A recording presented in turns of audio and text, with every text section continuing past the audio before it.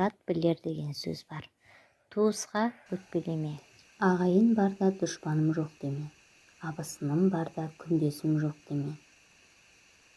Тістескен ағайын, жақында жүрсе тістескен ағайын.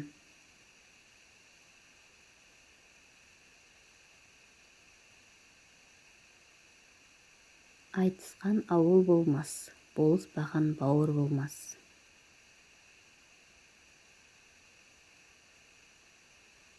Бірі екіншісіндей дәрежеде бай болған кезде бауырлар бір-бірін жақсы көреді. Біздің барлығымызда жақынымыздың қайғы-қасіретін көтеріліп алар күш жатады.